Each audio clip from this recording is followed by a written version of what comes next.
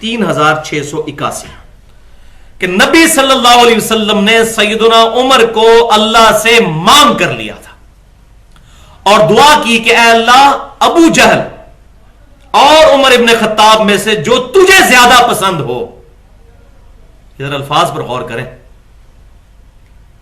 اس کو اسلام کی دولت سے مشرف فرما اور اس کے ذریعے اسلام کو عزت عطا فرما۔ تو سیدنا عمر فاروق رضی اللہ تعالیٰ عنہ صبح کے وقت آ کر انہوں نے اسلام قبول کر لیا، الحمد۔ دوسری حدیث بھائیو صحیح بخاری اور صحیح مسلم کی متفق علیہ حدیث ہے، نبی صلی اللہ علیہ وسلم نے سیدنا عمر کو مخاطب کرتے ہوئے فرمایا، اے عمر، اس ذات کی قسم جس کے قبضہ قدرت میں میری جان ہے، تم جس راستے سے گزر جاتے ہو شیطان ڈر کے اپنا راستہ بدل لیتا ہے۔ الحمدللہ، کتنا بڑا ایمان ہے جی۔ ہم سارے کے سارے پریشان ہیں کہ شیطان سے بچیں، لیکن کمزور ایمان ہے، شیطان کے ہتھے چڑھے ہوئے،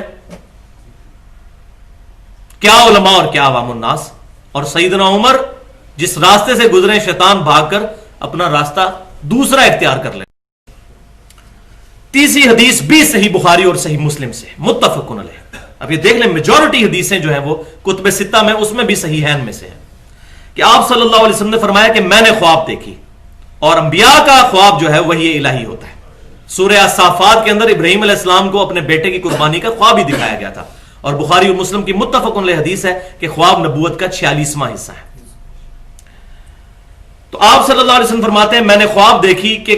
مجھے مختلف لوگ مجھ پر پیش کیے گئے جنہوں نے قمیضیں پہنی ہوئی تھیں، کسی کی قمیض جو ہے وہ سینے تک تھی، کسی کی جو ہے اس سے نیچے، اور جب سیدنا عمر میرے سامنے آئے تو ان کی قمیض جو ہے وہ زمین کے ساتھ گھسٹ رہی تھی، اتنی لمبی قمیض۔ تو صحابہ نے پوچھا یا رسول اللہ صلی اللہ علیہ وسلم، اس خواب کی آپ نے کیا تعویل کی ہے؟ تو آپ صلی اللہ علیہ وسلم نے فرمایا اس قمیض سے مراد دین ہے، یعنی سیدنا عمر سر تپا دین کے بھرے ہوئے ہیں، الحمدللہ۔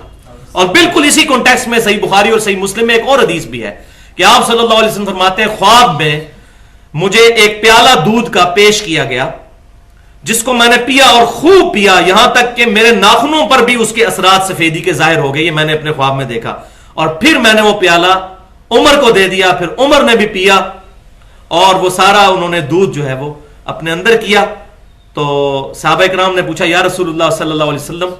آپ نے اس کی تعویل کیا کی ہے؟ تو فرمایا اس سے مراد علم ہے، دین بھی اور علم بھی، الحمدللہ۔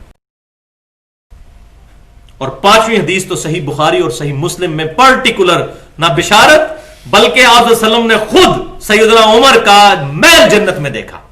بخاری اور مسلم کی متفق علیہ حدیث ہے۔ آپ صلی اللہ علیہ وسلم فرماتے ہیں میں نے جنت میں ایک محل دیکھا اور اس محل میں ایک لونڈی بھی تھی جو مجھے نظر آئی،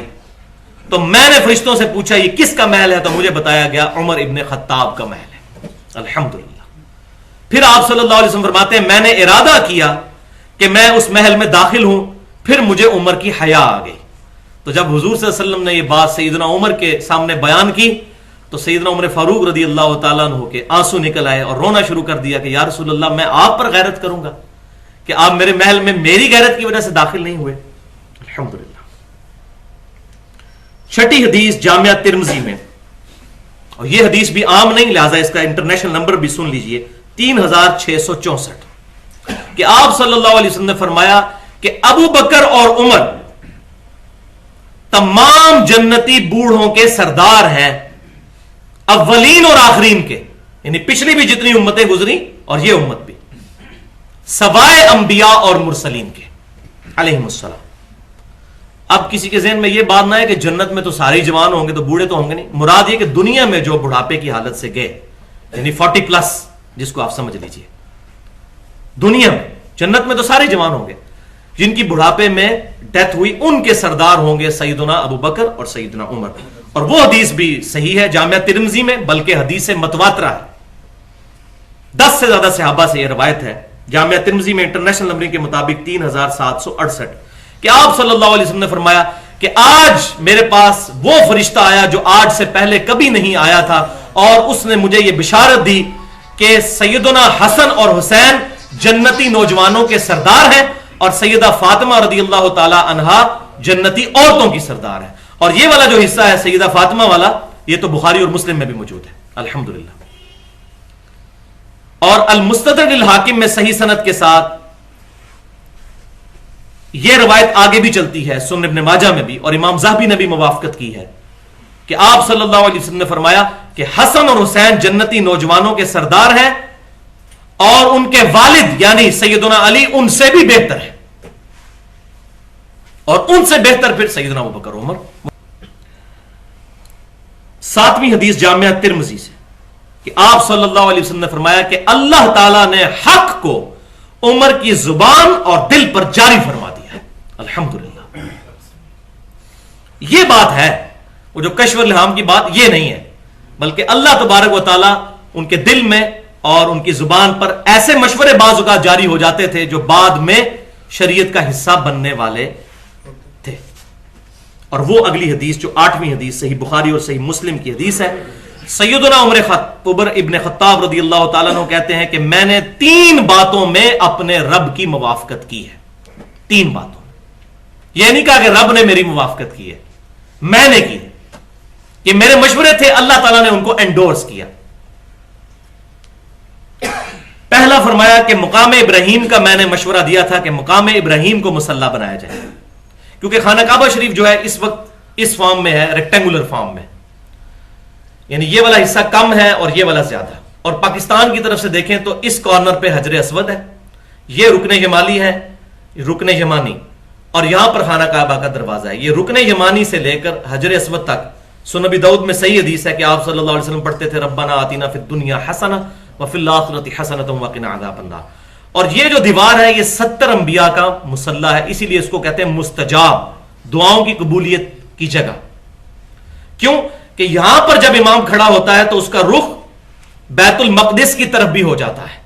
تو آپ صلی اللہ علیہ وسلم یہاں پر کھڑے ہو کر نماز پڑھتے تھے مکی دور کے اندر. پھر مدینہ شریف میں تحویل قبلہ ہو گئی،